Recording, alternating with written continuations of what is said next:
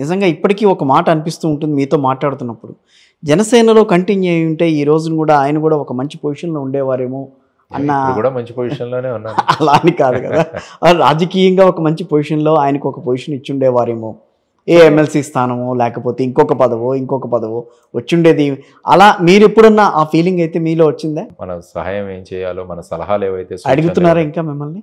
సలహాలు, సూచనల సలహాలు విషయంలో? ఇవ్వకున్నా కూడా మనం రాష్ట్రం కోసం మన సలహాలు ఇవ్వచ్చు. ఇప్పుడు చెప్పాను హ్మ్. ఫైనల్గా అది ఆంధ్రప్రదేశ్ రాష్ట్రం అభివృద్ధి చెందాలి. Yes. అది ప్రతి ఒక్కరూ కోరుకోవాలి. ఈవెన్ అపోజిషన్లో ఉన్న వాళ్ళు కూడా కోరుకోవాలి. Hmm. నేను కోరుకుంటున్నది ఏంటంటే అందరినీ కలిపి ముఖ్యమంత్రి గారు, ప్రధానమంత్రి గారి దగ్గరికి తీసుకువెళ్ళాలి. ఆ చొరవ తీసుకోవాలి. Hmm. ఎలక్షన్లు అయిపోయాయి. అయిపోయింది. ఎలక్షన్ తర్వాత గతం ప్రజలు గతం వాళ్ళ అయిపోయింది. అభిప్రాయాన్ని, వాళ్ళ Yes. అభిప్రాయాన్ని వ్యక్తం చేశారు. Yes. దాన్ని గౌరవిస్తూ అందరం కలిసి రాష్ట్రాన్ని ఏ విధంగా అభివృద్ధి చేద్దామన్న ధోరణి గనక రాగలిగితే ఒక మార్పు రాజకీయాలు వస్తాయి. అక్కడ Hmm. మీరు ప్రభుత్వం తప్పు చేస్తుంటే చెప్పండి, ఇందులో సవరణ చేయండి.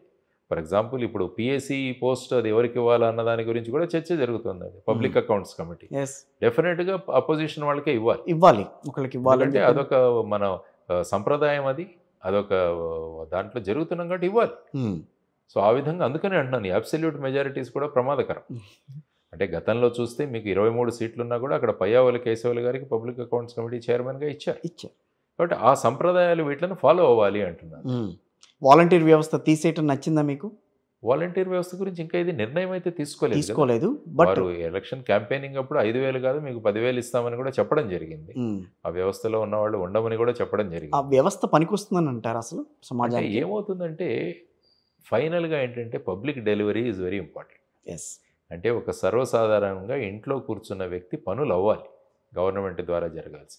వాలంటరీ వ్యవస్థ తీసుకుంటే వాళ్ళ ఇంటి దగ్గరికి వచ్చి చేసేవాళ్ళు అన్ని పనులు. వాళ్ళు పెన్షన్స్ కావచ్చు, లేకుంటే ఏమన్నా మనము ఈ 26, 27 సేవలు ఏవైతే 27 సేవలు ఉన్నాయి అవన్నీ కూడా వాళ్ళు ఇంటి దగ్గరే వచ్చి చేసేవాళ్ళు. ఇవన్నీ కూడా అంటే వాళ్ళ ఇంటిలో అది ఒక 50 ఇళ్లకు ఒక వ్యక్తి అన్నట్టుగా పెట్టారు.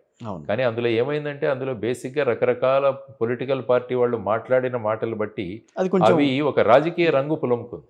అలా కాకుండా ప్రొఫెషనల్గా చేసి ఉంటే దాన్ని ప్రొఫెషనల్గా రిక్రూట్మెంట్ ఇవన్నీ చూసి పార్టీలకు అతీతంగా వాళ్ళని తీసుకుని ఉంటే ఏమైండేదంటే అది పబ్లిక్ సర్వీస్ డెలివరీ అయ్యేది. అంటే ఇప్పుడు గవర్నమెంట్ వాళ్ళు తమ పార్టీ వాళ్ళను ప్రభుత్వ ఖర్చుతో పెట్టుకున్నారన్న ఒక అభిప్రాయం వచ్చింది. అందుకనే వీళ్ళు తీసేస్తామని అన్నారు. సో దాంట్లో ఇప్పుడు ఫైనల్గా ఏ నిర్ణయం తీసుకుంటారో చూడాలి అందులో వ్యవస్థ. ఎందుకంటే గ్రామ సచివాలయాలు ఉన్నాయి.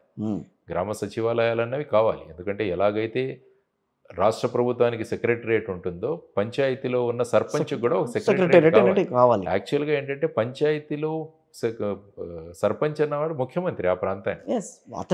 వాళ్ళని ముఖ్యమంత్రులు చేయాలని ఖర్చు పెట్టాలి. మీ దగ్గర ఉన్న నిధులు గ్రామాలకు బదిలీ చేయండి. అందుకనే మేము జై భారత్ నేషనల్ పార్టీ దాంట్లో ప్రతి నియోజకవర్గానికి సంవత్సరానికి 100 కోట్లు, ప్రతి పంచాయతీకి 1 కోటి రూపాయలు ఇవ్వాలని చెప్పేసి మేము ప్రతిపాదించాము. అంటే 5 సంవత్సరాల్లో 5 కోట్లు వస్తాయి అభివృద్ధి కోసం. ఒక గ్రామం కోసం 5 కోట్లు, ఒక నియోజకవర్గానికి 500 కోట్లు వస్తాయి. మరి ఏమవుతుంది, అన్ని నియోజకవర్గాలు అభివృద్ధి చెందుతాయి కదా. సో ఆ విధంగా కొత్త ఆలోచనలతో రావాలి. కేరళ సిస్టమ్ ఉంటుంది, వాళ్ళకి సంవత్సరానికి 4-5 కోట్లు ఇస్తారు ఒక్కొక్క గ్రామ పంచాయతీ. గ్రామాలు చూడండి అక్కడ ఏ విధంగా అభివృద్ధి చెందాయి. ఈ డీసెంట్రలైజేషన్ చాలా ఇంపార్టెంట్. కానీ ఇప్పుడు ప్రస్తుతం ఏమవుతుందంటే ప్రతి ఒక్కరు అన్ని నా దగ్గరే ఉండాలనుకుంటాం. Centralisation that is not correct. 73, 74 constitution అమెండ్మెంట్లో డీసెంట్రలైజేషన్ చాలా ముఖ్యం. గ్రామ పంచాయతీ పరిధిలో ఏవైతే 29 సబ్జెక్టులు ఉన్నాయో ఆ సబ్జెక్టులన్నీ కూడా గ్రామ పంచాయతీకి ఇవ్వాలి. ఆ పంచాయతీలో ఉన్న స్కూల్స్ సర్పంచ్ బాధ్యత, ఆ పంచాయతీలో ఉన్న ప్రైమరీ హెల్త్ సెంటర్ ఇతని బాధ్యత. కానీ ఏమవుతుంది, స్కూల్స్ డిపార్ట్మెంట్ వేరేగా ఉంటుంది, సర్పంచ్కి సంబంధం లేదు.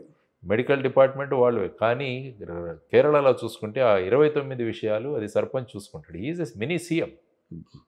సో ఆ విధమైన సిస్టమ్ తీసుకురావాలి కదా, అప్పుడే అవుతాయి.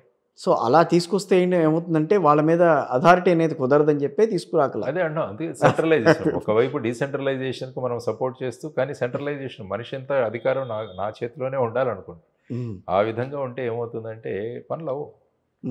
సో డీసెంట్రలైజేషన్ దిశగా ఆలోచించాలి.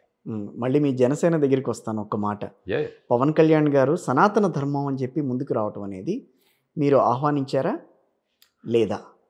సనాతన ధర్మం అనేది ఏంటంటే భారతదేశంతో ముడిపడిన అంశం. ఒక బోర్డు తీసుకురావాలని చెప్పి ఆయన ముందుకు రావటం అనేది డెఫినెట్గా ఉండాలి. ఎందుకంటే సనాతన ధర్మం అంటే ప్రాచీన ధర్మం. ఎస్, ధర్మాలు ఎక్కడా పుట్టని సమయంలో భారతదేశంలో మనం పుట్టాం. మన నాగరికత ఇక్కడ పెరిగింది, నో డౌట్ దాంట్లో. కాబట్టి మన దగ్గర ఉన్న వేదాలు, పురాణాలు, ఇతిహాసాలు, అంటే ఇవన్నీ ఆయనలో కూడా- మీరు అలాంటి ఫ్లేవర్ని చూసారా మీరు ఉన్నప్పుడు?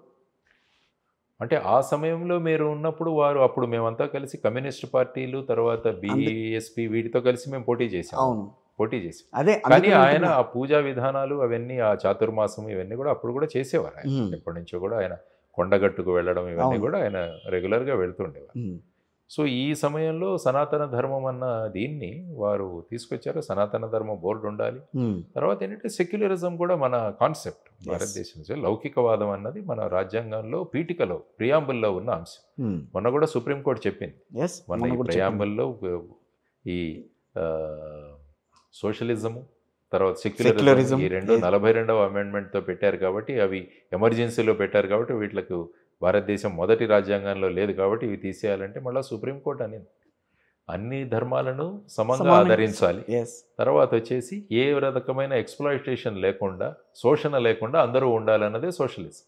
కాబట్టి ఈ రెండు ఉండాలి అన్నట్టుగానే సుప్రీంకోర్టు తీర్పిచ్చింది. ఉమ్, కాబట్టి ఏంటంటే సనాతన ధర్మం విషయంలో ఏంటంటే భారతదేశానికి ఆయువు పట్టు ఆధ్యాత్మికత. Yes, no doubt. ఆధ్యాత్మికత నుంచి ఎప్పుడైతే మనం దూరం వెళ్ళిపోతామో ఈ సమాజంలో జరుగుతున్న నేరాలు, ఘోరాలు మనం చూస్తున్నాం. కాబట్టి దానికి ప్రధానమైనది ఆధ్యాత్మికత. సో ఈ ఆధ్యాత్మికతను తీసుకురావాలంటే సనాతన ధర్మాన్ని ఫాలో అవ్వడం. ఉమ్, సనాతన ధర్మం చెప్పడం కాదు, సనాతన ధర్మాన్ని ఫాలో అవ్వాలన్నది చాలా ఇంపార్టెంట్ సనాతన ధర్మంలో Yes. తీసుకు. కాబట్టి ముందు సనాతన ధర్మం గురించి అభిప్రాయాలు, ఆ తర్వాత వచ్చేసి అందులో ఉన్న మన ఆచరణ యోగ్యమైన విషయాలు ఏంటన్నవి కూడా తీసుకొచ్చి అవి ఆచరణలో కనుక తీసుకురాగలిగితే ఏమవుతుందంటే మనుషుల్లో మార్పు వస్తుంది. ఉమ్, సో ఆ విధంగా తీసుకురావాలి. ఐఎమ్ 100%. అంటే ఏ రిలీజియన్ వాళ్ళు ఆ రిలీజియన్లో ఏ రిలీజియన్ కూడా చెడు చేయమని చెప్పదు. ఉమ్,